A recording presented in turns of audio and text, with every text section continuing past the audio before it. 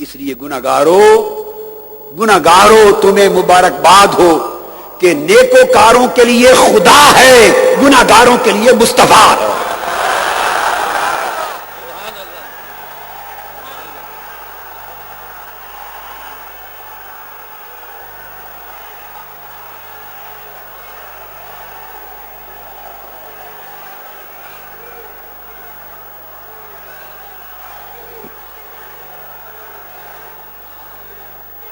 آقا علیہ الصلوۃ والسلام مجلس میں بیٹھے ہیں، اور یہ حدیث جو پھر کوٹ کر رہا ہوں یہ پھر متفق علیہ۔ آقا علیہ السلام کی سیرت بیان کرنا سمجھانا چاہتا ہوں کہ سیرت مصطفیٰ ہے کیا۔ مجلس میں بیٹھے ابو ہریرہ رضی اللہ تعالیٰ عنہ حدیث کے راوی ہیں، حدیث متفق علیہ، صحیح بخاری کتاب الصوم میں، اور کئی جگہ آئی ہے، ایک نہیں کئی جگہ صحیح بخاری میں آئی ہے، پھر صحیح مسلم کتاب الصیام میں، پھر ترمذی میں، بہت سی کتب میں متفق علیہ۔ آقا علیہ السلام مجلس میں بیٹھے، ذرا سنیے، ابو ہریرہ رضی اللہ تعالیٰ عنہ روایت کہتے ہیں قال بینما نحن جلوس عند النبی صلی اللہ علیہ وسلم اذ جاءه رجل فقال یا رسول اللہ ہلکت۔ ایک شخص دوڑا آیا آقا علیہ السلام کی مجلس میں اور پکار کے کہنے لگا یا رسول اللہ میں ہلاک ہو گیا، یا رسول اللہ میں ہلاک ہو گیا، یا رسول اللہ میں مارا گیا۔ آقا علیہ السلام نے فرمایا قال مالک، تجھے کیا ہوا بھئی، کیا کر کے آئے ہو جو کہتے میں ہلاک ہو گیا، مارا گیا؟ قال وقعت علی امراتی وانا صائم، میں روزے کے ساتھ تھا اور ایک ایسا عمل کر لیا میں نے اپنے گھر میں زوجہ سے جس سے روزہ ٹوٹ جاتا ہے، تو میں روزہ توڑ کے آیا ہوں، غلطی خطا نسیان سے نہیں، عمدن روزہ توڑ کے آیا ہوں، اس لیے ہلاک ہو گیا۔ اب آقا علیہ السلام اس سے پوچھتے ہیں، سنیے، وقال رسول اللہ صلی اللہ علیہ وسلم، اچھا روزہ توڑ دیا ہے؟ نعم۔ هل تجد رقبۃ تعتقها، کیا تمہارے پاس کوئی غلام یا باندی ہے جس کو آزاد کر دو؟ چونکہ اب روزہ توڑنے کا کفارہ دینا پڑے گا۔ یہ میں سیرت مصطفیٰ بتا رہا ہوں، اور سیرت مصطفیٰ میں کتنا امن، کتنی رحمت، کتنی شفقت، کتنا احسان، کتنا کرم، کتنا لطف، کتنا فضل، اس سیرت کو ہمیں اپنی زندگیوں میں پیدا کرنا ہے۔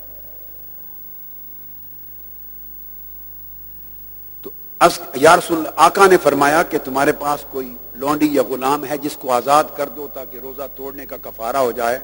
قال لا، اس کی آقا میرے پاس کوئی غلام لونڈی نہیں۔ قال هل تستطيع ان تصوم شهرين متتابعين، پھر دوسری بات میرے آقا نے پوچھی صلی اللہ علیہ وسلم، اچھا بھائی 2 مہینے یعنی 60 دن مسلسل روزے رکھ سکتے ہو؟ چونکہ یہ اب کفارہ ہے روزہ توڑنے کا، اگر غلام آزاد نہیں کر سکتے تو 60 دن مسلسل روزے رکھ سکتے ہو؟ قال لا، عرض کیا نہیں، اتنی ہمت نہیں، ایک روزہ تو بچا نہیں سکا تو 60 روزے کہاں سے رکھوں؟ اب آپ اندازہ کریں کہ آقا علیہ السلام کی سیرت طیبہ میں کتنا پیار، کتنی شفقت، کتنی بردباری تھی کہ غلام آ کے ایسی باتیں بھی کر لیتے۔ آج کر سکتا ہے؟ آج ہمارے کوئی مفتی صاحب ہوں، حالانکہ یہ اختیار تو اب کسی کو نہیں، اختیار کسی کو نہیں، مگر آ کے ایسی بات کوئی کرے تو مفتی صاحب اسے سن لیں گے، اس کو اٹھا کے بھگا دیں گے، نکل جاؤ، کیا لینے آیا میرے پاس؟ آقا علیہ السلام پوچھتے ہیں کہ 60 روزے رکھ لو گے؟ اس نے کہا حضور ایک بچا نہیں سکا، 60 کیسے بچیں؟ نہیں رکھ سکتا۔ آقا خفا نہیں ہوئے، یہ ہے سیرت پاک۔ پھر آپ نے فرمایا فَهَلْ تَجِدُ اِطْعَامَ 60 مسکینہ، کیا پھر 60 مسکینوں غریبوں کو کھانا کھلا سکتے ہو؟ یہ آخری صورت ہے توڑے ہوئے روزے کے کفارے کی، 60 مسکینوں کو کھانا کھلا سکتے ہو؟ فقال اللہ، اس نے عرض کیا یا رسول اللہ یہ بھی نہیں کھلا سکتا، گھر میں ہے ہی کچھ نہیں، غریب ہوں۔ فما قسم نبی صلی اللہ علیہ وآلہ وسلم، تینوں کفارے کی 3 صورتیں تھیں، تینوں کا جواب نفی میں پا کے تھوڑی دیر کے لیے آقا علیہ السلام خاموش ہو گئے۔ خاموش ہو گئے، صحابی کہتے ہیں کہ ہم گفتگو کرتے رہے، تھوڑی دیر میں ایک شخص آیا اور وہ شخص ایک ٹوکرے میں کھجوریں بھر کے لے آیا اور اس نے آ کے آقا علیہ السلام کی بارگاہ میں پیش کر دی، یا رسول اللہ یہ ہدیہ ہے کھجوروں کا۔ آقا علیہ السلام نے جب کھجوریں دیکھی تو کھجوریں دیکھ کر فرمایا قال این السائل، وہ سوالی کہاں ہے جو روزہ توڑ کے آیا تھا؟ وہ کھڑا ہو گیا۔ قال انا یا رسول اللہ، میں ہوں۔ قال خذ ھذا فتصدق بہ، فرمایا لو کھجوریں مجھ سے لے جا، میں دیتا ہوں، اور یہ جا کے صدقہ کر دے غریبوں مسکینوں پر۔ تمہارا کفارہ ہے، روزہ تم نے توڑا، کفارے کے لیے کھجوروں کی خیرات میں دیتا ہوں، جا کے غریبوں مسکینوں کو کھلا دے۔ اب اس نے معلوم ہے کیا کہا، فقال الرجل اعلا افقر منی یا رسول اللہ فواللہ ما بین لابتیہا یرید الحرتین اہل بیت افقر من اہل بیتی۔ اس نے کہا یا رسول اللہ صلی اللہ علیہ وسلم، میں اور مزید غریبوں کو جا کے کھلاؤں؟ خدا کی قسم مدینے کی بستی میں میرے گھر سے زیادہ غریبوں کا گھر ہی کوئی نہیں، ہم سے بڑھ کر غریب ہی کوئی نہیں، اپنا گھر چھوڑ کے میں کون سے غریبوں کو کھلاؤں؟ قربان جائیں، حدیث پاک کے لفظ ہیں فضاحک النبی صلی اللہ علیہ وآلہ وسلم حتی بدت انیابہ، آقا علیہ السلام سن کے ہنس پڑے۔ قربان جاؤں آقا آپ کی ذات پر، میرے آقا ہنس پڑے، اور اتنے ہنسے آقا علیہ السلام کے آپ کے دانت مبارک نظر آنے لگے۔ اس شخص کی جرأت بھی دیکھیے، اور آقا پر اعتماد بھی دیکھیے، اور حضور کی رحمت کے ساتھ تمسک بھی دیکھیے، اور گمان بھی دیکھیے۔ کہتا میں میرے گھر سے بڑھ کر غریب ہی کوئی نہیں، میں کسی اور کو کیا کھلاؤں؟ آقا ہنس پڑے اور ہنس کے فرمایا قال اطعمہ اہلک، روزہ تو اور تیری بیوی دونوں توڑ کر آئے ہیں، کھجوریں میری لے جا اور گھر جا کے خود ہی کھا لے، اور بیوی بچوں کو کھلا لے، تیرے روزے کا کفارہ ادا ہو گیا۔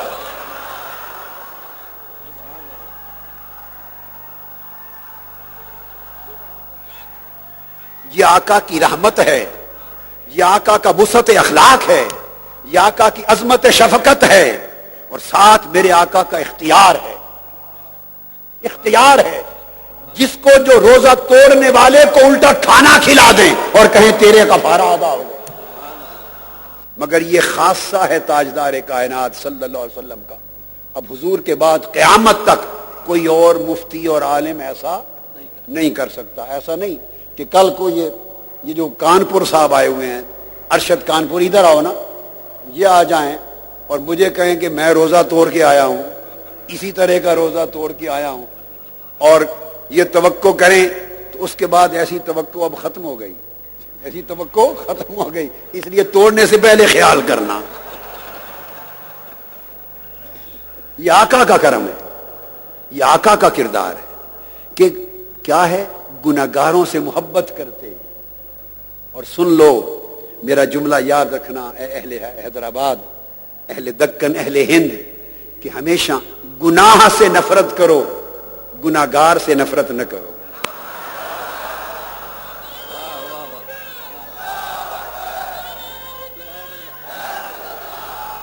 گناہ سے نفرت کرو، گناہگار سے نفرت نہ کرو۔ یہ جو آقا علیہ السلام نے طریقہ دیا، اس مشرب کو حضور غوث العظم نے اپنایا، اس مشرب کو خواجہ اجمیر نے اپنایا، اس مشرب کو قطب الدین بختیار کاکی نے اپنایا، اسے بابا فرید الدین گنج شکر نے اپنایا، اس کو خواجہ نظام الدین اولیاء نے اپنایا، کہ اولیاء گناہ سے نفرت کرتے، گناہگار سے نفرت نہ کرتے۔ ان کی صحبت میں مسلمان بھی آتا، نیک بھی آتا، بد بھی آتا، ہندو بھی آتا، موحد بھی آتا، مشرک بھی آتا، کوئی ان کی مجلس میں بیٹھنے سے نہ گھبراتا تھا نہ کتراتا تھا، اس لیے کہ ان کی محبت کا دریا ہر ایک کے لیے بہتا تھا۔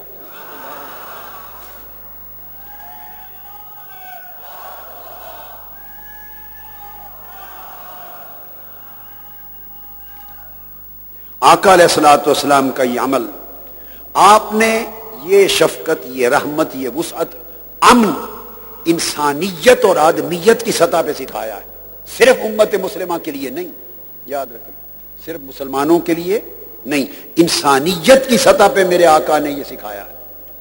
صحیح بخاری اور مسلم میں متفق علیہ حدیث ہے، آقا علیہ الصلوۃ والسلام کے ساتھ صحابہ کرام کھڑے ہیں، ایک جنازہ گزرا، ان النبی صلی اللہ علیہ وسلم مرت بہ جنازہ، آقا علیہ السلام کے قریب سے ایک جنازہ گزرا، فقام، حضور علیہ السلام کا طریق تھا کہ کسی کا بھی جنازہ گزرتا تو آپ اس جنازے کے لیے کھڑے ہو جاتے، آپ کھڑے ہو گئے، فقیل لہ، توجہ سے سنیں، انہا جنازۃ یہودی، آقا علیہ السلام کی بارگاہ میں عرض کیا گیا یا رسول اللہ یہ مرنے والا جس کا جنازہ گزر رہا ہے یہ یہودی تھا، مسلمان نہیں تھا، یہودی تھا۔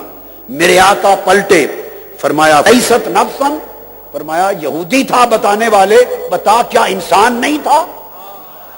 میں نفس انسانی کے احترام میں کھڑا ہوا ہوں۔ اندازہ کریں وہ تاجدار کائنات ختم الرسل جو جنازے میں کھڑا ہو اور یہ بھی نہ دیکھے کہ جنازہ مسلمان کا ہے یا غیر مسلمان کا، وہ نفس انسانی کے احترام کا درس دیا تاجدار کائنات نے۔ اسلام سے بڑھ کر نفس انسانی کی حرمت کی تعلیم دینے والا کوئی فلسفہ، کوئی مذہب کائنات میں نہیں ہو سکتا۔ آقا کی تعلیم،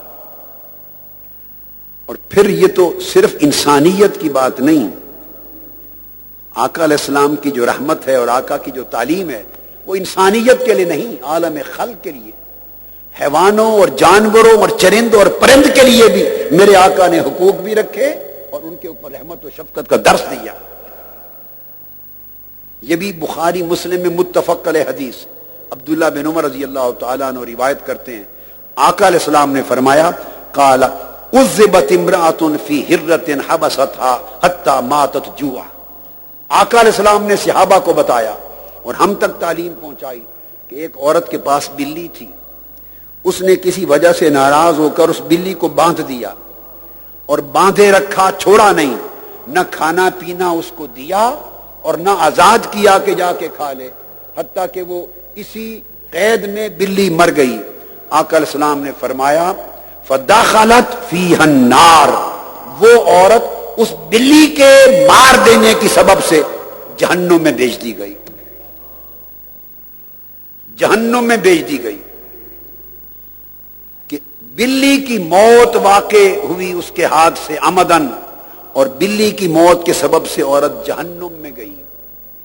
اور پھر دوسری حدیث بخاری مسلم کی جس کو ابو ہریرہ رضی اللہ تعالیٰ عنہ نے روایت کیا، اب اس کا عکس دیکھیے، آقا علیہ السلام نے یہ بیان کیا، صحیح مسلم اور صحیح بخاری میں آتا ہے کہ بینما کلب، ایک کتا تھا، وہ پیاس سے مرنے والا تھا کسی کنویں کے پاس، بنی اسرائیل کا ایک گناہگار شخص، فاسق و فاجر شخص جو عذاب کا مستحق تھا، من بقایا بنی اسرائیل، ایک فاسق فاجر گناہگار شخص بنی اسرائیل کا، وہ اس کے بدکار عورت تھی، ایک روایت میں مرد کا ذکر آیا، ایک روایت میں عورت کا، بدکار، اس کے پاس سے گزرا اور گزری، اس نے دیکھا کہ کتا پیاس سے مرنے کے قریب ہے، اس نے اپنا موزہ اتارا اور کنویں میں اتر کے پانی بھر کے نکالا اور کتے کو پلا دیا، کتے کی جان بچ گئی۔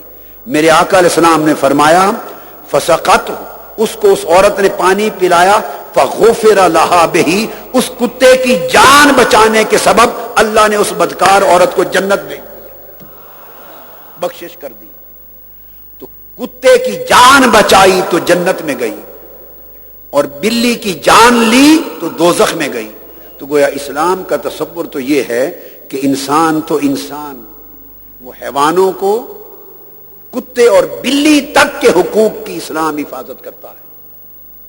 اینیمل رائٹس کا، یہ تو ماڈرن ورلڈ آج اس سے آگاہ ہوئی ہے، اینیمل رائٹس کی بات ہونے لگی ہے، اس سے بڑھ کر اینیمل رائٹس اور اس کی اتنی عظمت، 1500 سال جہاں انسان کے خون کی کوئی قدر نہ تھی، وہاں کتے بلی کے خون کی پرواہ کون کرتا تھا؟ تو آقا علیہ السلام نے جب انسانی خون بہائے جاتے تھے پانی کی طرح ارزاں سمجھ کر، اس زمانے میں کتے اور بلی کا خون بہانے سے بھی روک دیا۔ یہ تاجدار کائنات کا پیغام امن تھا۔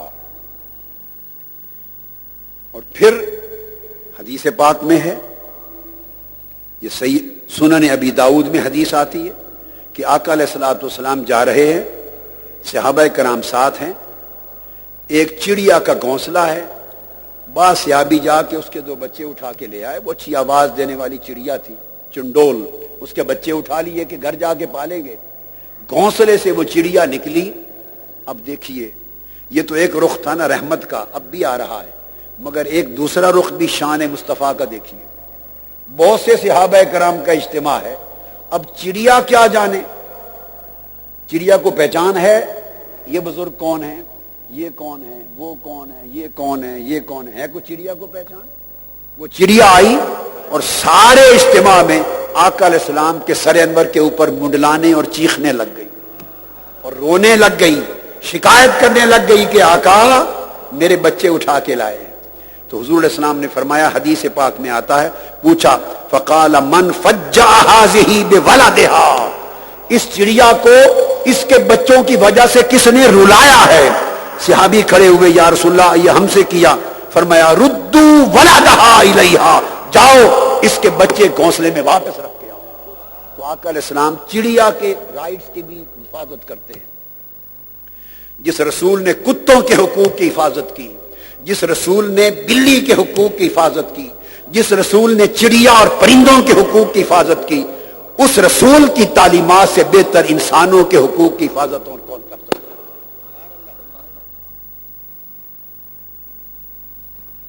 آقا علیہ الصلوۃ والسلام یہ وہ بنیادی تعلیم ہے. اور پھر اس طرح سارے جانوروں پر آقا علیہ السلام کی یہ شفقت و رحمت. اس وجہ سے جانور, جب جانوروں کا حق ادا نہ ہوتا, یہ بات بڑی خاص بتا رہا ہوں, اور مالک جانوروں کو تکلیف دیتا, مالک اونٹوں کو, اونٹ کو کھانا نہ دیتا, چارہ نہ دیتا, بوجھ زیادہ ڈالتا, وہ بوڑھے ہو جاتے, اونٹوں پر تکلیف ہوتی, جانوروں کو تکلیف ہوتی, وہ روتے ہوئے آنسوؤں کے ساتھ حضور علیہ السلام کی بارگاہ میں آتے تھے. چونکہ رحمت للعالمین جو ہوئے, سنن ابی داؤد میں اور مسند احمد بن حنبل میں حدیث ہے عبداللہ بن جعفر رضی اللہ تعالیٰ عنہ کی روایت سے کہ انصاریوں کا ایک گھر تھا, ان کا ایک جانور اونٹ تھا, اونٹ, اور وہ اونٹ جو ہے ہلکان ہو گیا اور وہ کاٹنے کو دوڑتا تھا, اور اس نے کام کرنا چھوڑ دیا, کنویں سے پانی بھرنا چھوڑ دیا, ان کے کھیت خشک ہو گئے, اور جو اس کے قریب آتا وہ دوڑ کے اس کو کاٹتا, پاگل ہو گیا.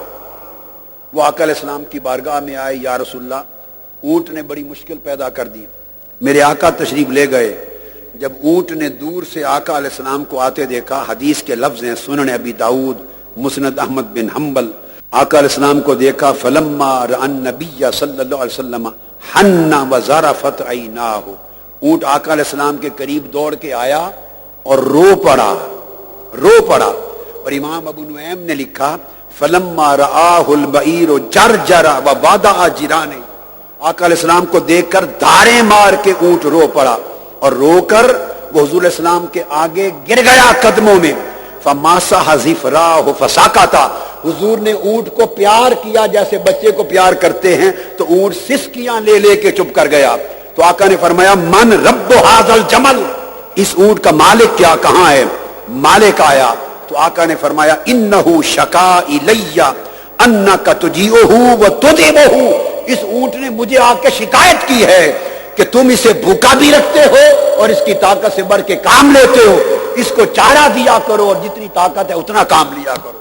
اندازہ کریں کہ آقا علیہ السلام اونٹوں کے حقوق کے رکھوالے, چڑیاؤں کے حقوق کے رکھوالے, کتوں کے حقوق کے رکھوالے, بلیوں کے حقوق کے رکھوالے, عورتوں, مردوں, بوڑھوں, جوانوں, بچے, بیماروں, گناہگاروں, نیک, بد, کافر, غیر مسلم, ہر ایک کے حقوق کے رکھوالے. آقا علیہ الصلوۃ والسلام نے آ کر پورے عالم انسانیت کو ہر قسم کے امن اور رحمت کا وہ درس دیا کہ اسلام کی تعلیمات کے ذریعے انسان کو بھی امن ملے اور رحمت ملے, اور حیوان کو بھی امن اور رحمت ملے.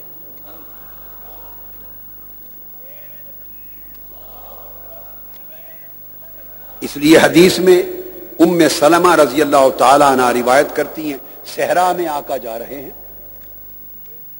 صحرا میں جا رہے ہیں, اچانک ایک آواز آئی صحرا میں جہاں کوئی آبادی نہ تھی, یا رسول اللہ, یا رسول اللہ, یا رسول اللہ, آواز آئی. ہر طرف مڑ کے دیکھا, سمجھ نہیں آ رہی کہ کون ندا دے رہا ہے آقا علیہ السلام کو. تو دیکھتے دیکھتے دور نظر پڑی تو ایک ہرنی کھڑی تھی، وہ ہرنی پکار رہی تھی یا رسول اللہ صلی اللہ علیہ وآلہ وسلم۔ آقا علیہ السلام اس کے پاس گئے، آقا نے فرمایا ادن منی، آقا علیہ السلام نے فرمایا، اس بندھی ہوئی اس ہرنی کو انہوں نے باندھ رکھا تھا، فرمایا آپ قریب کرو۔ جب قریب آ گئی ہرنی، یا رسول اللہ فدنا منہا فقال حاجتک، ہرنی آقا کے قریب آ گئی تو آقا نے فرمایا بتاؤ تیری کیا مشکل ہے، تیری کیا حاجت ہے جو ہم روا کریں؟ ہرنی سے پوچھا تو ہرنی نے کہا قالت ان لی خشفین فی ذلک الجبل فخلنی حتی اذهب فاردعهما ثم ارجع الیک۔ آقا یہ مجھے شکار کر کے لایا ہے، اس پہاڑ کے دامن میں میرے دو بچے بھوکے پڑے ہیں، مجھے تھوڑی دیر کی چھٹی لے دیں، آزادی کرا دیں، میں جا کے بچوں کو دودھ پلا آؤں اور پلٹ کے واپس آ جاؤں گی، واپس آ جاؤں گی۔ آقا علیہ السلام نے فرمایا قال وتفعلین، پکی بات ہے ہرنی واپس آ جاؤ گی، کہ جب تک تم واپس نہیں آؤ گے میں تمہارا ضامن بن کے یہاں کھڑا رہوں گا۔ آقا علیہ السلام نے اسے آزاد کرایا، ہرنی گئی اور ہرنی جا کر بچوں کو دودھ پلا کے مقرر ٹائم کے اندر واپس آ گئی اور سپرد کر دیا آقا اب مجھے اس کے حوالے کر دو۔ آقا علیہ الصلوۃ والسلام نے اس عرابی کو بلایا اور اس کو کہا کہ تمہیں یہ ہرنی جو تم نے پکڑ رکھی ہے بتاؤ کہ کتنے کی دیتے ہو، میں خریدنا چاہتا ہوں۔ اس نے کہا یا رسول اللہ آپ ہر شے کے مالک ہیں، ہمارے بھی مالک ہیں، تو قیمت کیا؟ فرمایا مجھے دے دو۔ اس نے آزاد کر کے دے دیا۔ آقا نے لے کے فرمایا ہرنی جا تجھے آزاد کیا، بچوں کو جا کے لا پلا۔ اب حدیث کے لفظ ہیں جب فَأَطْلَقَهَا فَخَرَجَتْ تَعْدُو وَهِيَ تَقُولُ أَشْهَدُ أَن لَّا إِلَٰهَ إِلَّا اللَّهُ وَإِنَّكَ رَسُولُ اللَّهِ۔ حدیث میں لفظ آئے ہیں، امام طبرانی روایت کرتے ہیں کہ جب ہرنی کو آقا نے آزاد کیا وہ چھلانگیں لگاتی تھی اور جمپ کرتی تھی، اچھلتی تھی، کودتی تھی، وجد کرتی جاتی تھی، رقص کرتی جاتی تھی اور ساتھ بولتی تھی کہ یا رسول اللہ میں گواہی دیتی ہوں کہ اللہ ایک ہے اور مصطفیٰ اس کا سچا رسول ہے۔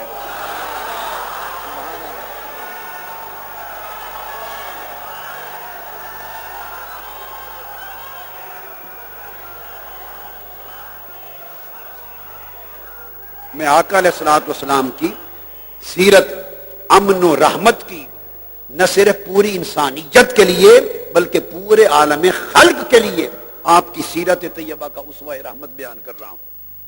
پھر حدیث پاک میں آتا ہے عجیب بات، ابو ہریرہ رضی اللہ تعالیٰ عنہ روایت کرتے ہیں ایک روز نماز فجر سے آقا علیہ السلام فارغ ہوئے، نماز فجر سے صحابہ کرام کی جماعت بیٹھی، اور یہ حدیث شمر بن عطیہ کی روایت سے ہے۔ اس وقت صحابہ بیٹھے ہیں، اچانک 100 بھیڑیے آئے۔ کتنے؟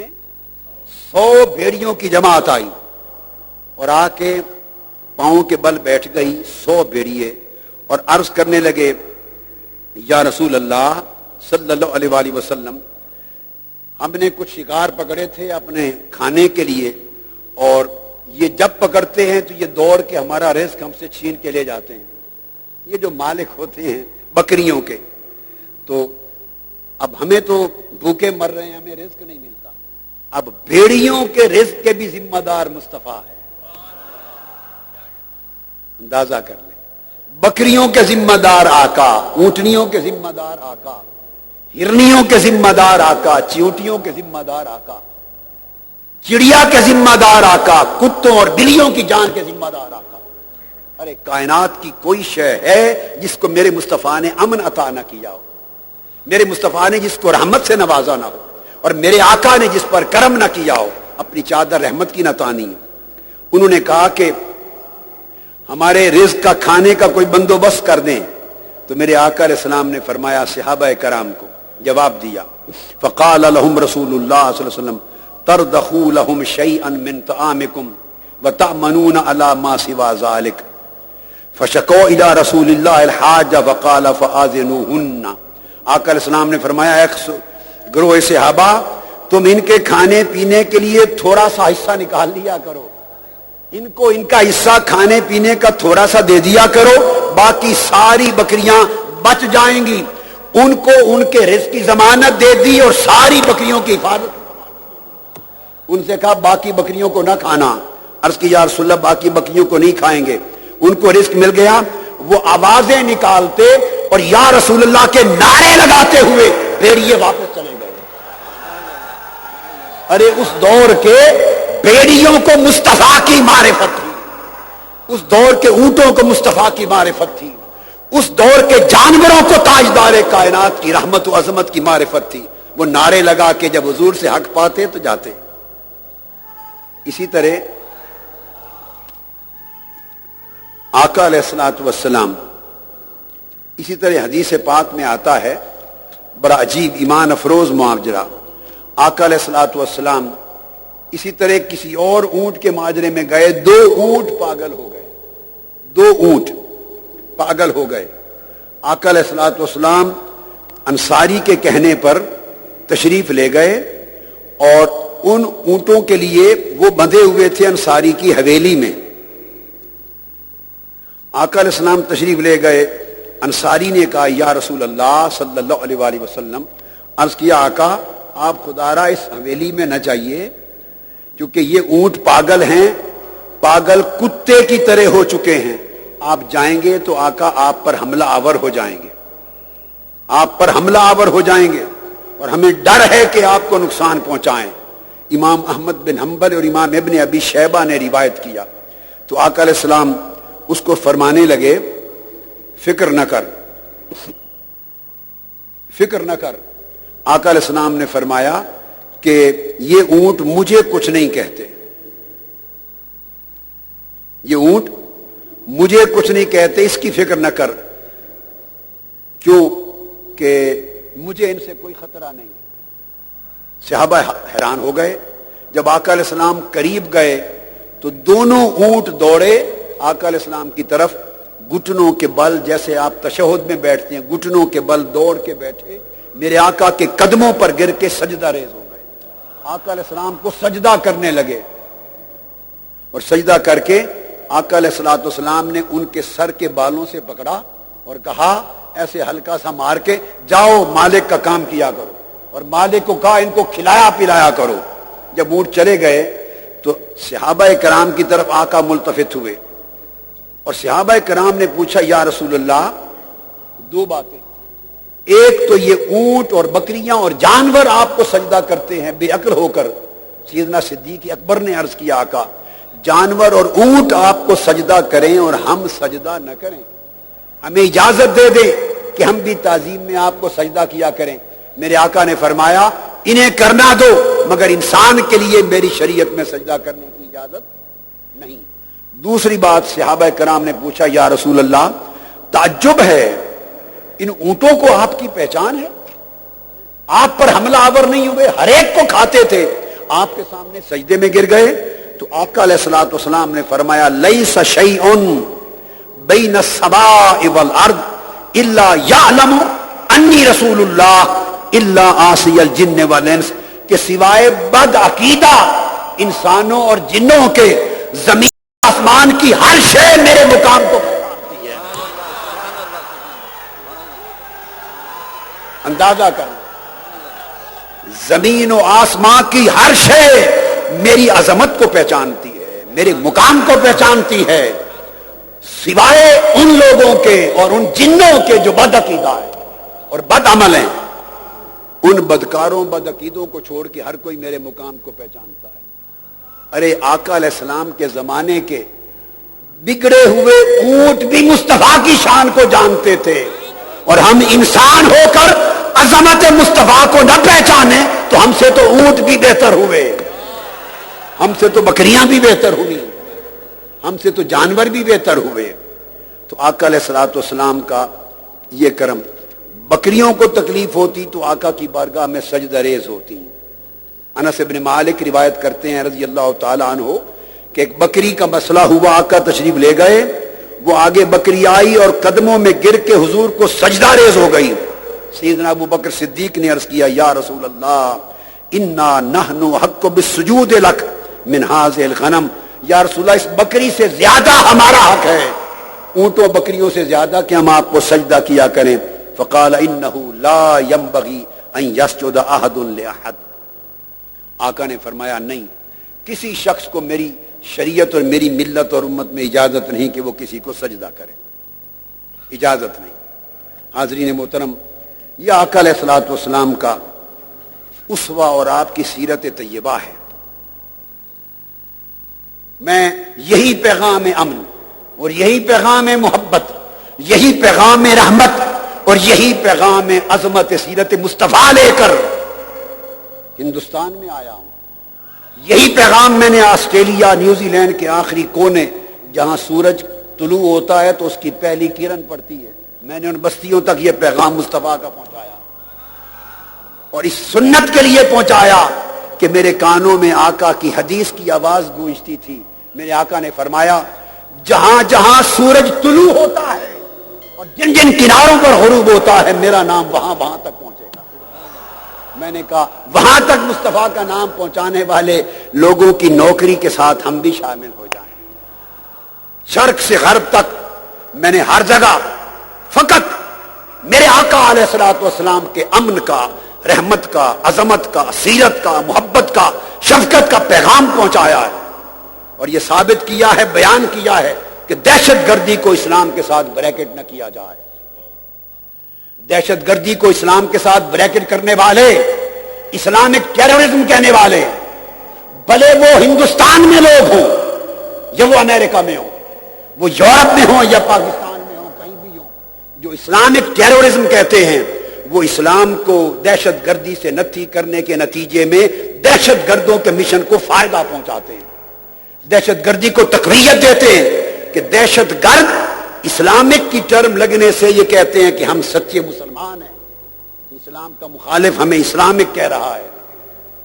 میں ہمیشہ پوری دنیا کی حکومتوں کو میسج دیتا ہوں، اگر دہشت گردی کے خلاف جنگ کو جیتنا ہے تو دہشت گردوں کے عنوان کو اسلام سے جدا کیا جائے اور اسلام کو دہشت گردوں سے الگ کیا جائے. ٹیررزم ہے وہ کبھی اسلامک نہ تھی، نہ ہو سکتی ہے. ریڈیکلزم اور ایکسٹریمزم ہے وہ کبھی اسلامک نہیں ہو سکتی. دہشت گردوں کا کوئی مذہب نہیں ہوتا، حتیٰ کہ دہشت گرد کا کوئی ملک نہیں ہوتا. دہشت گرد ایک مجرم ہے اور دنیا کے ہر مذہب میں دہشت گرد پائے جاتے ہیں، دنیا کے ہر ملک میں دہشت گرد پائے جاتے ہیں. ابھی 9/11 نہیں ہوا تھا، 9/11 سے پہلے اوکلاہوما بم بلاسٹ ہوا تھا. کیا اوکلاہوما بم بلاسٹ کرنے والے مسلمان تھے؟ وہ کرسچن کلٹ تھا امریکہ کا، مگر انہوں نے ہزاروں انسانوں کو رکن اجل بنایا. کسی نے آج تک انہیں کرسچن ٹیرورسٹ نہ کہا. ابھی چند مہینے پہلے کی بات ہے، ناروے میں مسیحی مذہب رکھنے والے ایک طبقے نے دہشت گردی کا، ٹیرورزم کا ارتکاب کیا، کسی نے ان کو کرسچن ٹیرورسٹ نہ کہا. یہود میں بھی دہشت گرد ہوتے ہیں، ہر قسم کا طبقہ، امن پسند بھی ہیں، دہشت گرد بھی ہیں، مگر کوئی جیوش ٹیرورزم نہیں کہتا. ہندوستان کی سرزمین پر ہندو مذہب رکھنے والوں میں بھی دہشت گرد ہوتے ہیں اور وہ بھی دہشت گردی کا ارتکاب کرتے ہیں، مگر وہ ہندو دہشت گردی نہیں ہو سکتی. ارے جب نہ ہندو دہشت گردی کہلائی جائے، نہ یہودی دہشت گردی ہو، نہ عیسائی دہشت گردی ہو، تو پھر اسلام کا نام دہشت گردی کے ساتھ کیوں جوڑا جائے؟ Why Islamic terrorism? Terrorism is just terrorism. It has no religion, no culture, no country.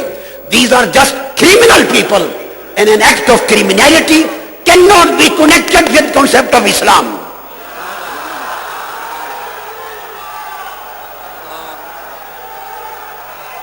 یہاں بھی واقعات ہوتے رہتے ہیں، دہشت گردی کے واقعات ہوتے رہتے ہیں.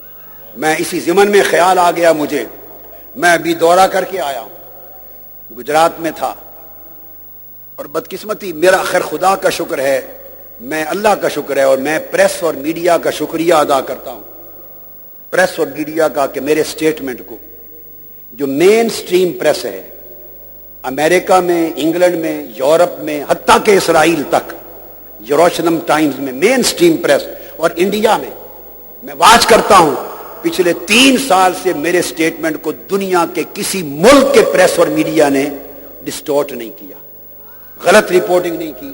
میں ورلڈ کے میڈیا کو انکلوڈنگ انڈین میڈیا اپریشیٹ کرتا ہوں، مبارکباد دیتا ہوں. میرے پیغام کو ان لیٹر اینڈ اسپرٹ صحیح پہنچایا ہے. مگر سیاست کے اندر اکا دکا عنصر زرد سیاست کا موضوع کو، عنوان کو توڑنے والا for their own local political objective دنیا میں پائے جاتے ہیں، بہت قلیل. یہاں بھی میں آیا، گجرات میں جو واقعات ہوئے مجھ سے بارہا پوچھا گیا، میں نے اس پر کوئی کمنٹ نہیں کیا. اور میں نے فقط یہ کہا کہ کوشش کرو کہ ایسے انفارچونیٹ واقعات مستقبل میں ریپیٹ نہ ہو. مل جل کے امن کے ساتھ رہنا سیکھو، امن کے ساتھ جینا سیکھو، اور ایک دوسرے کے گلے کاٹنے کا طرز عمل قابل مذمت ہے، وہ یہاں ہو یا کسی اور جگہ ہو. اس سے ریپیٹ نہ ہو. آگے بڑھو، امن کی طرف بڑھو. یہ بات کی. اور پھر اسی طرح مثلا میں جب یہاں ہوں تو اب سیکیورٹی کے سارے انتظامات ہوئے تو میں نے آندھرا پردیش کی گورنمنٹ کا شکریہ کا ایک جملہ بول دیا.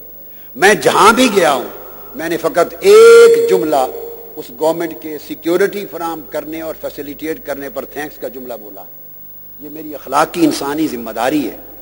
کسی مین سٹریم انڈیا کے چینل نے یا کسی اخبار نے مس کوٹ نہیں کیا. اکا دکا کسی ایک آدھ اخبار نے اس کو ذرا مروڑ تروڑ دیا، ٹوسٹ کر دیا. میں یہ کہنا چاہتا ہوں کہ میں وہ شخص ہوں کسی کی خوشامد نہیں کیا کرتا. اس روئے زمین پر میں کسی کی تو کیا خوشامد کروں گا، وہ تو کوئی ویسٹرن ورلڈ کے بہت بڑے طاقت اور حکمران ہو. تو خدا کا شکر ہے اس زبان سے خوشامد کا کلمہ دنیا کے کسی حکمران کے لیے نہیں نکل سکتا. میں خوشامدی صرف مصطفیٰ کا ہوں، صرف مصطفیٰ کا خوشامدی ہوں، اور میں تعریف بھی صرف مصطفیٰ کی کرنے والا ہوں. باقی اگر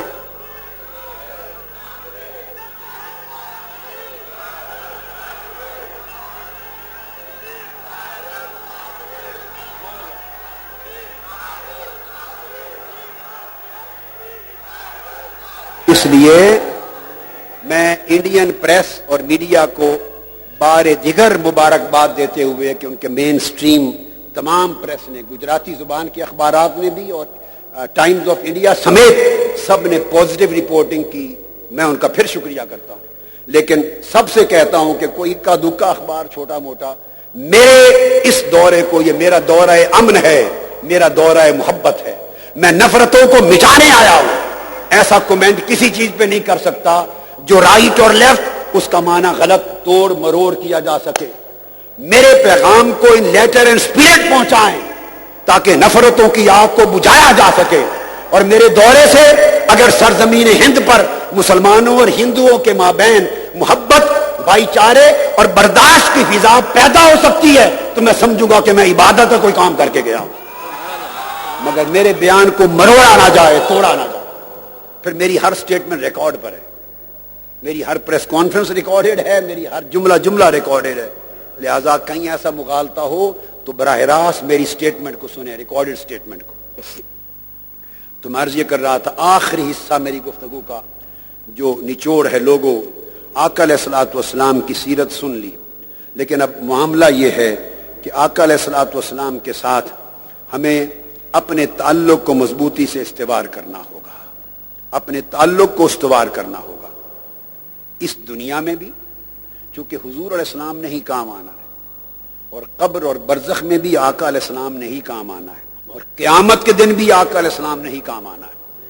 حضور سے محبت کرو، آقا سے عشق کرو، مگر آقا کی سیرت و سنت کی پیروی اور اتباع کرو. پھر آقا کے نقش قدم پر چلو، آقا کے اسوہ اور آقا کے طریقے کو اپناؤ، آقا کے اسوہ و طریقے کو اپناؤ. اس لیے کہ آقا علیہ السلام بڑا سٹرونگ تعلق اپنی امت کے ہر فرد کے ساتھ آج بھی رکھتے ہیں.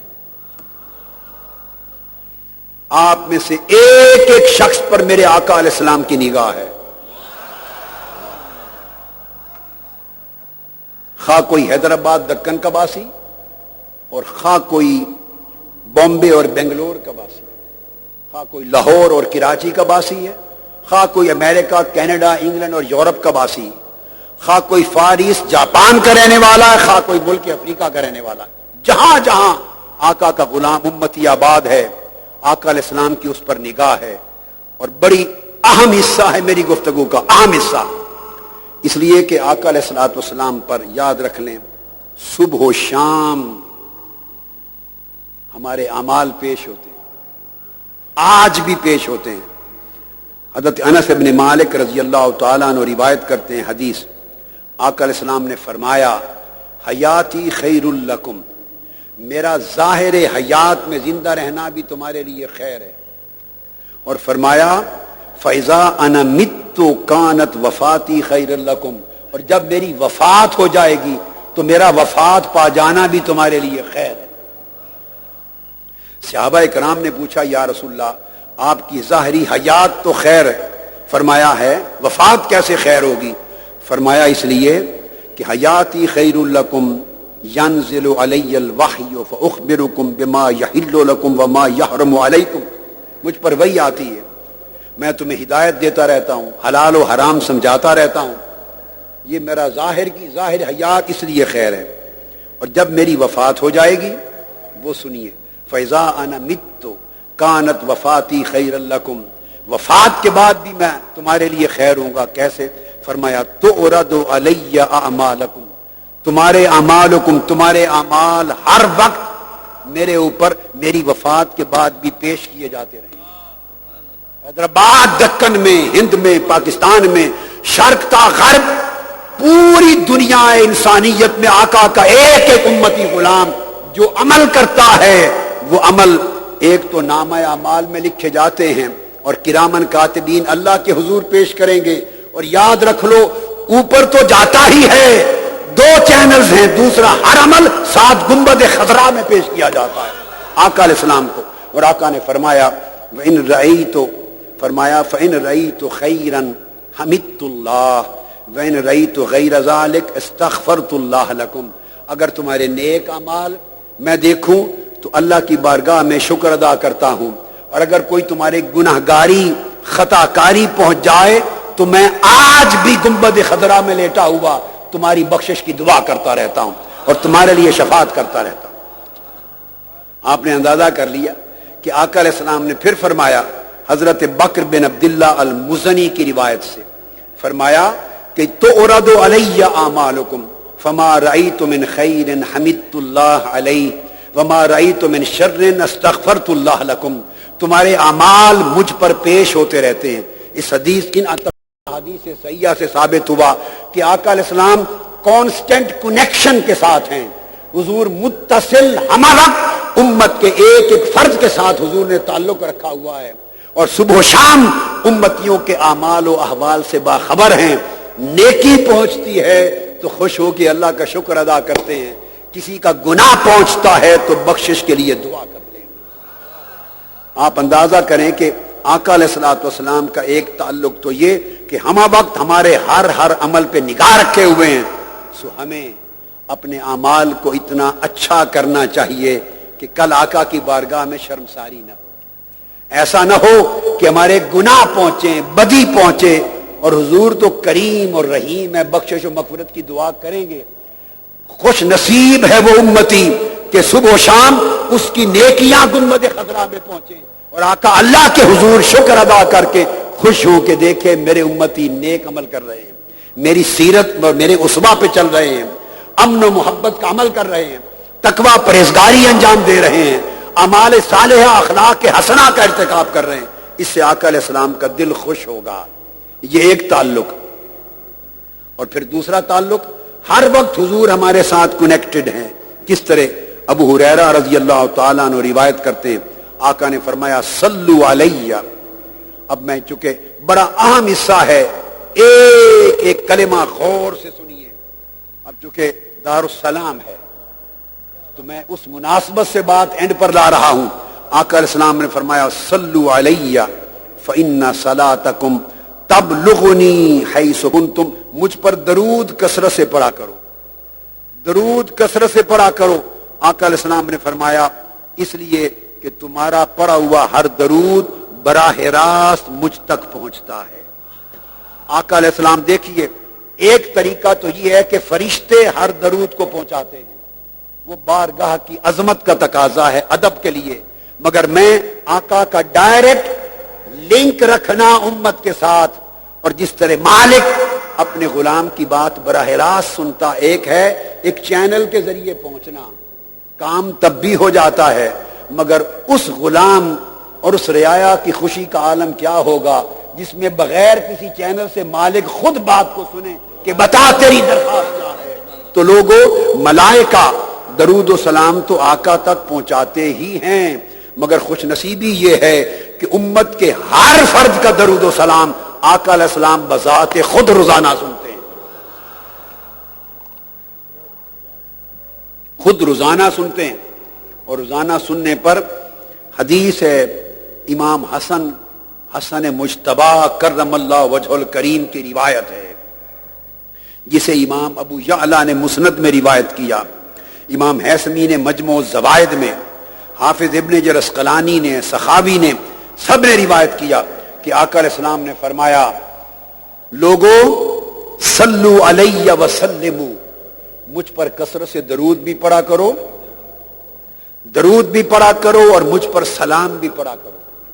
امپورٹنٹ نکتہ ہے, درود بھی پڑھا کرو اور مجھ پر سلام بھی پڑھا کرو.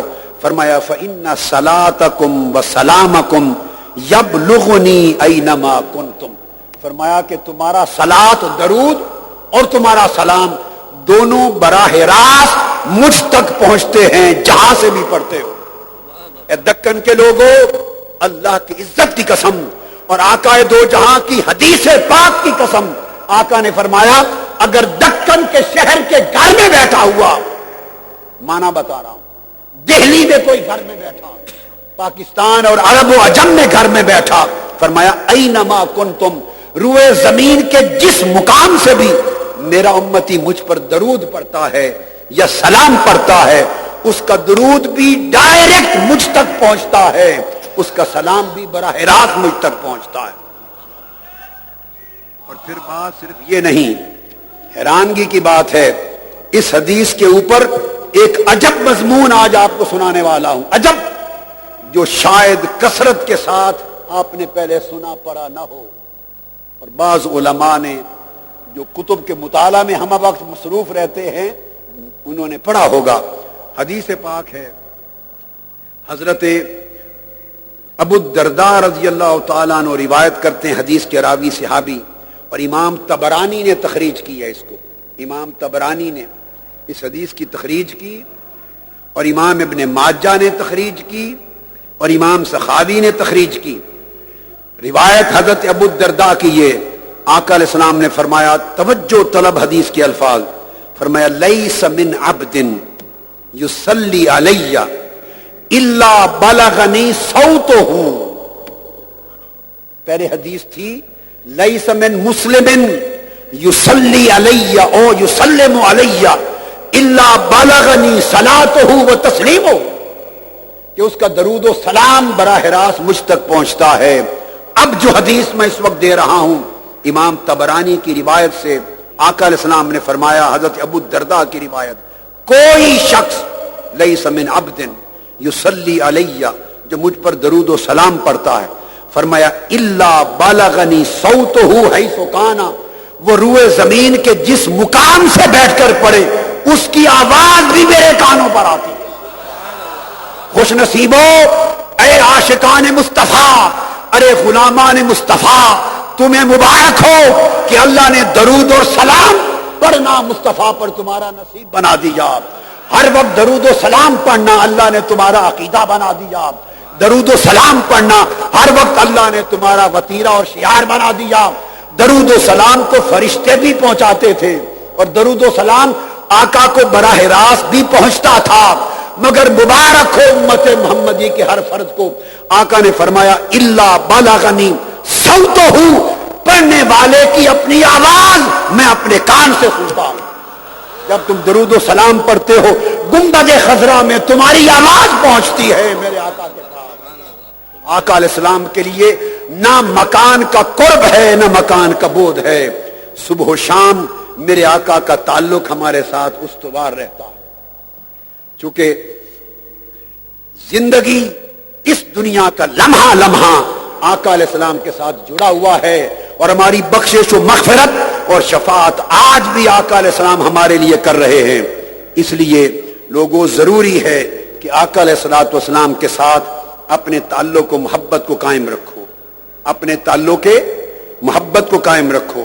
اور بات صرف یہاں تک نہیں، پھر آقا علیہ الصلوۃ والسلام کا کرم یہ ہوگا کہ اس دنیا کی خیر بھی حضور کے تعلق سے ملے گی.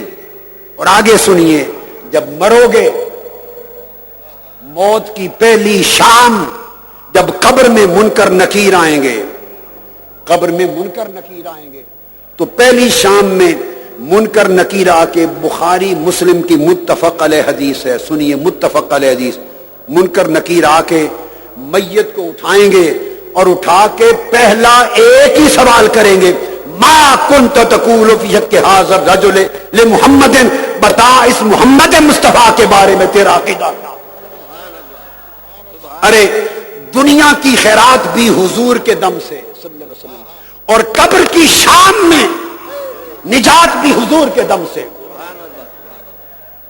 باقی سوال سب بات کو ہوں گے. قبر میں بخشش کا مدار آقا علیہ السلام کی معرفت پر ہے. اور حدیث پاک میں آتا ہے کہ پھر جب وہ پہچان لے گا ہاں یہ محمد مصطفیٰ صلی اللہ علیہ وسلم ہیں، فَيُقَالُ لَهُ انظُرْ إِلَى مَقْعَدِكَ مِنَ النَّارِ قَدْ أَبْدَلَكَ اللَّهُ بِهِ مَقْعَدًا مِنَ الْجَنَّةِ فَيَرَاهُمَا جَمِيعًا.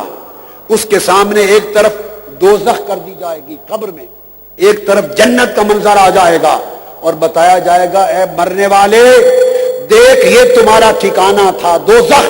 اگر تو مصطفیٰ کو پہچان نہ سکتا تو اس دوزخ میں جاتا. فقط ایک سبب سے تو نے جو تاجدار کائنات کو پہچان لیا ہے کہ میرے آقا ہیں، صرف حضور کے پہچان کے تصدق سے تیری دوزخ کو جنت میں بدل دیا گیا ہے. اور لوگوں اس دنیا کی خیر بھی آقا کے نالین میں ہے، اس دنیا کی سلامتی بھی مصطفیٰ کی نسبت میں ہے، اس دنیا کی کامیابی و کامرانی بھی حضور کے جوڑوں میں ہے، اور قبر میں شادمانی بھی حضور کی معرفت میں ہے. جاتے کہاں ہیں؟ میرے آقا کے سوا امت کا اور ہے کیا؟ میرے آقا کے سوا مرد مومن کا اور ہے کیا؟ ارے میرے آقا کے سوا دنیا میں بھی قبر میں مصطفیٰ کے سوا ہمارا سرمایہ کیا ہے؟ حضور سے جڑو، حضور سے عشق کرو، حضور سے محبت کرو، حضور کا ادب کرو، حضور کی سنت کی اتباع کرو، آقا کی اطاعت کرو، حضور کی سیرت طیبہ کو اوڑھنا بچھونا بن جائے تاکہ دنیا بھی سنور جائے اور قبر بھی منور ہو جائے. اور یہ تو قبر کا معاملہ.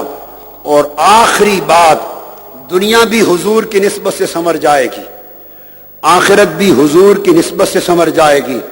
اور پھر جب قیامت کے دن جاؤ گے تو لوگوں اللہ کی عزت کی قسم، قیامت کے دن بھی جب جا کے دیکھو گے تو کچھ نظر نہیں آئے گا.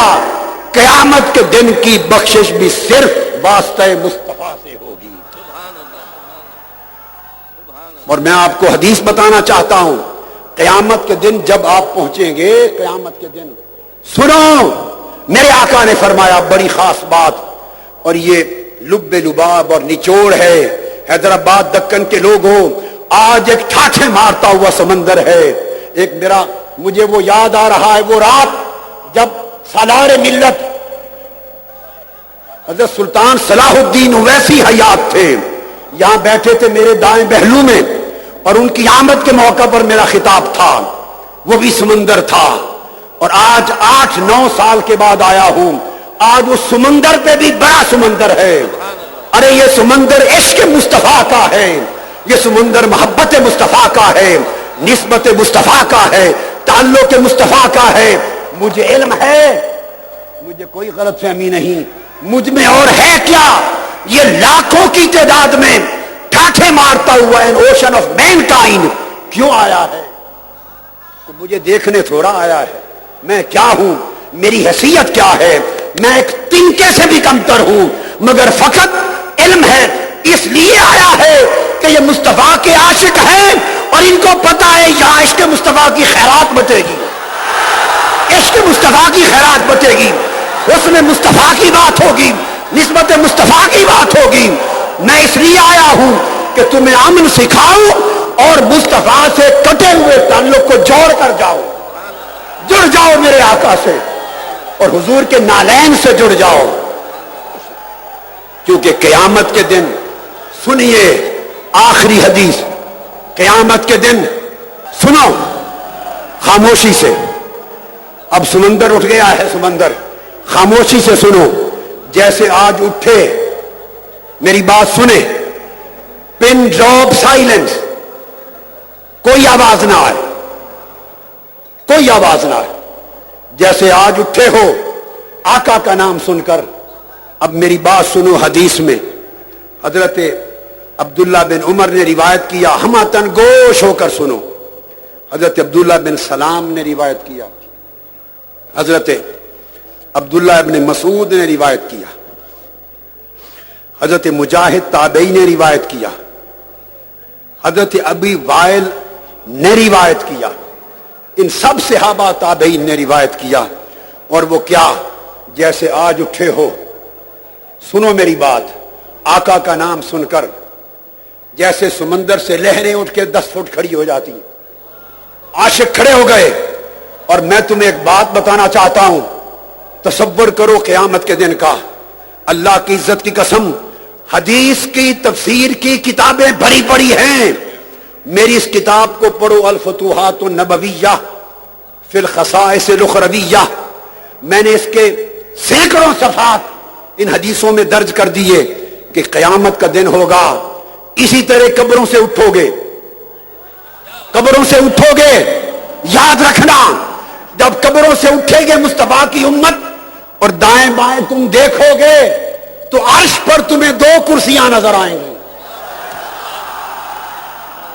عرش پر 2 کرسیاں نظر آئیں گی، ایک کرسی کرسی خدا ہوگی، دوسری کرسی کرسی مصطفیٰ ہوگی۔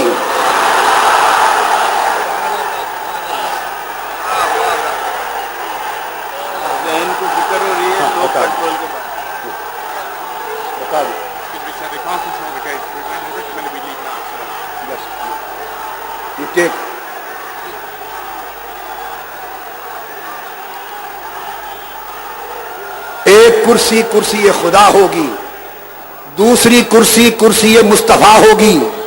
حدیث میں آتا ہے، صحابہ کہتے ہیں قیامت کے دن، فرمایا اذا کان یوم القیامہ جیء بنبیکم فاقعد بین یدی اللہ علی کرسیہ، حضور کو بلائے گا اللہ پاک، فرمائے گا میرے محبوب مصطفیٰ یہ میری کرسی ہے، اس 7 والی کرسی پر تو بیٹھ، میں آج قیامت کا صدر ہوں، تو قیامت کا وزیر اعظم ہے۔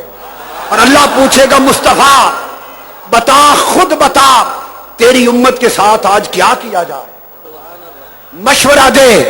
آقا عرض کریں گے باری تعالیٰ، حدیث صحیح ہے، تیرے بندے ہیں تو جیسے چاہ کر، فاستشارنی ربی ماذا یفعل بامتک، اللہ مجھ سے مشورہ مانگے گا، نہیں مصطفیٰ پھر بتا کیا کروں، عرض کروں گا مولا تو مالک ہے، جیسے تو چاہے کر، اللہ فرمائے گا نہیں بتا کیا کروں، حضور عرض کریں گے مولا تو مالک ہے، اللہ نے کہا، اللہ فرمائے گا مصطفیٰ اگر تو کچھ نہیں بتاتا تو سن لے، مجھے اپنی عزت کی قسم تو بیٹھ کر مجھے بتاتا جا، میں تیری امت کو جنت میں ڈالتا جاتا ہوں، جب تو کہے گا بس کر تب میری رحمت کا دروازہ رو۔ آپ کو مبارک ہو کہ جنت کے دن بھی مصطفیٰ کی سلطنت ہوگی، اور وہ سلطنت میں سب سے پہلا کرم ان پر ہوگا جو عاشقان مصطفیٰ ہوں گے، جو غلامان مصطفیٰ ہوں گے، جو متبعین سیرت مصطفیٰ ہوں گے، جو مطیعین حکم مصطفیٰ ہوں گے۔ اللہ پاک آپ کو سلامت رکھے، اللہ پاک اہل دکن کو سلامت رکھے، آپ کا سمندر مجھے یاد رہے گا، آپ کا ٹھاٹھے مارتا سمندر یاد رہے گا، اور میں آپ کی محبتیں دیکھ کر ہندوستان کو یاد رکھتا ہوں، اور آپ کے عشق جذبے دیکھ کر مجھے اویس کرنی کی کیفیتیں یاد آتی ہیں. اور یہی وجہ ہے کہ میرے آقا نے ہند کا ذکر کیا اپنے لبوں سے, ہند کا ذکر کیا اور فرمایا جب ہند کا وقت آئے گا اسلام کی فتح کا, اگر میں اس زمانے زندہ ہوا تو خود شریک ہو جاؤں گا. اللہ آپ کو سلامت. والسلام علیکم ورحمۃ اللہ وبرکاتہ.